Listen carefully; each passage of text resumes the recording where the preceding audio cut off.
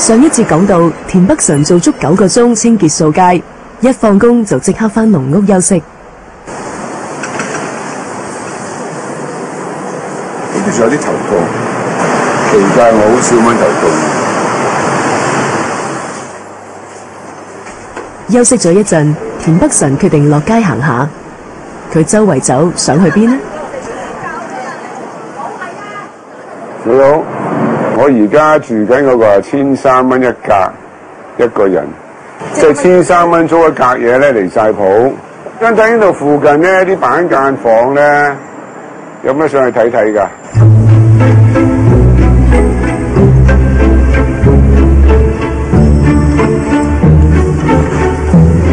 呢啲床幾錢租啊？600蚊租，500蚊租。冇啊，冇500啊。哦，冇500，哦，已經全部600啦。啊，嗰啲房啊，起碼要1500蚊啦。哇，1500，嗰啲，哦呢個1500啊，呢個。1500公司，嗰個2000啊出邊。嗰個2000蚊啊？哦，你唔使錢啊？以前冇咩人住嘅根本，最近又多咗啫嘛。點解咧？啲人冇啲人出邊啲租貴翻，咪即係搬翻呢邊住翻咯，又要咁咯。住翻幾年啦。熱水爐㗎啦，沖涼係嘛？冇啊，冇熱水爐啊。冇㗎，凍水嚟㗎。自己煲水咗。啊。廁所以前咧有人住㗎。呢個上邊有人住㗎。哇！以前係咁㗎嘛。咁嘅環境，唉。大陸鄉下都好過佢，哇！香港咧搞成咁嘅，啲地真係太貴啦。咁快啲將啲樓起得貴，咁啊貴。但係你覺得嗰啲新樓起到咁貴，會影響呢啲咩？會啊，全部連鎖反應。連鎖反應。呢啲都會影響啊？有㗎有㗎，一定有反應。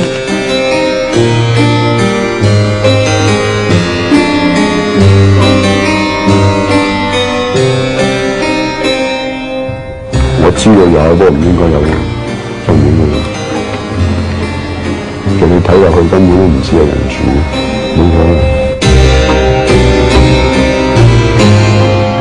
我哋香港人要諗下咩叫做一個香港人最基本，我哋認為最窮嗰個人應該有一個點嘅居住環境。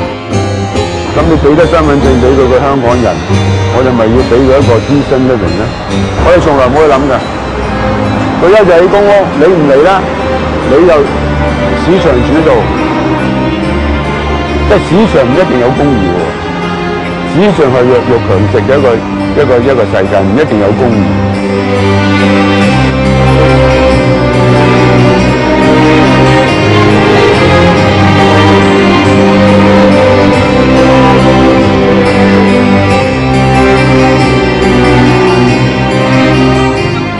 政府佢越逃避嘅問題，越唔去處理，即係諗住自由市場可以運作。佢甚至依家高地價啦，佢嗰個公屋供應唔夠啦，同埋甚至佢亦個租金亦都唔好管制啦。即係依家啲市道又咁鬼貴嚇，其實農屋板房都如果計尺價都貴㗎啦。只不過你比較喺市場嚟講，我1000零2000蚊都叫做勉強貧窮嘅人士叫做都可以有個安身即係嘅地方咁樣啦嚇。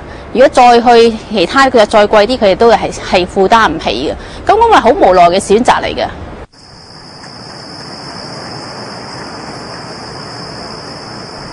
最後一日開工，田北辰獲派新任務，負責清潔人多車多垃圾多嘅繁忙地段。佢應唔應付得嚟呢？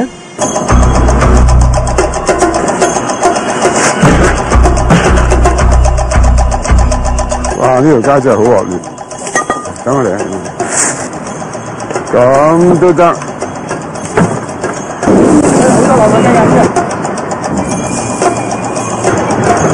小心啲啊！有舊仔睇。咁都得嘅，小心啊！喂！哇！掛咗啊！好誇張啊！離晒譜啊！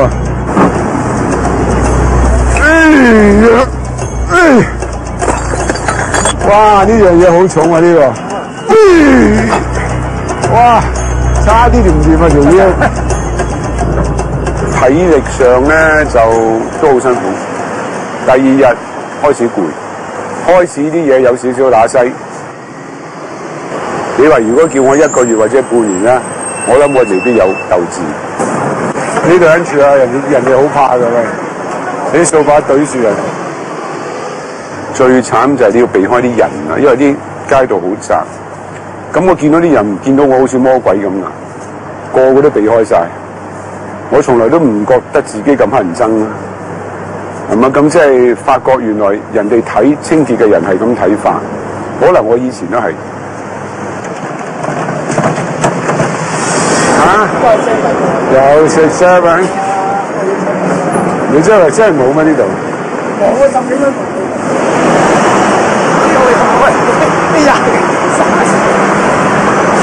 有24，喂，有湯河喎，喂，湯河17啫喎，至少低過20啦。我第一眼見到海南雞，第二眼睇到9個9，我話哇正，原來有杯奶茶。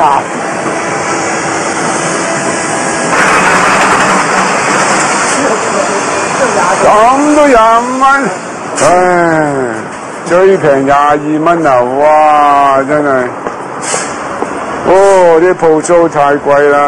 啊，好坦白講，我以前好少食大家樂，因為我成日當佢係快餐。我呢2日我完全冇諗大家樂，因為我係 afford 唔起。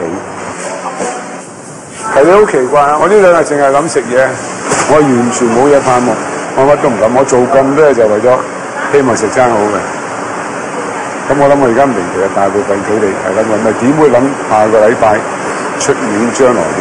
最緊要搞掂下一餐。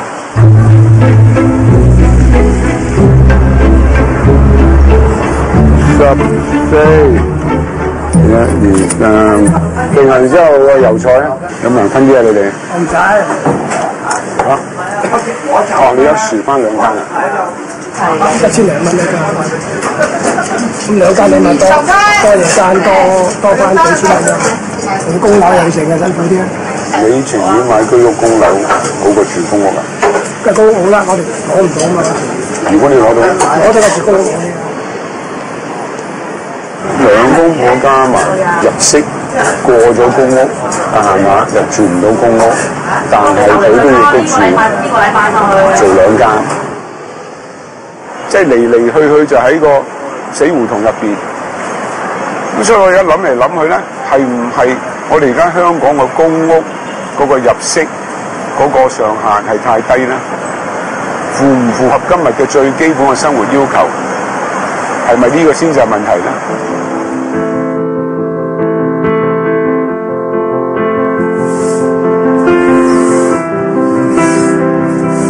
我以前行街見到地下乾淨，呢啲係必然嘅，冇乜大不了。咁你問我曾經有冇諗過一個掃地嘅人攞幾次人工，佢點嘅生活？我可以同你講，我冇諗過。咁呢次咧，我都有啲感觸。即係當我諗起原來呢個世界，你最簡單嘅嘢都可以咁專業，而我又諗起我咁辛苦做嘅嘢。佢咁容易做到，但係佢攞緊咧係5000幾蚊一個月，即係我覺得好怪。即係呢個世界係極之 punish 一啲唔讀書嘅人。我哋成日就係追求金融啊、知識型經濟啊、乜呢班人點算咧？即係佢唔係做啲好無謂嘅嘢喎，佢其實係好有水平嘅喎。嗱，你諗下而家掃街係政府叫人投標。對外判請呢班人㗎嘛，係咪？即係我覺得政府有個責任睇下呢班人到底佢嘅技術水平係點，比較喺社會其他職位同埋我哋嘅生活，點樣樣先至為之對佢有一個合理嘅回報。我感覺咧，強弱懸殊嘅情形之下咧，只有就弱者就越弱，就越嚟越慘。即係話咧。某一個階層以下嘅人咧，政府真係要做啲嘢去傾斜，唔好咩都講市場決定。咁經過我呢2日咧，我更加覺得咧呢個方向係啱嘅。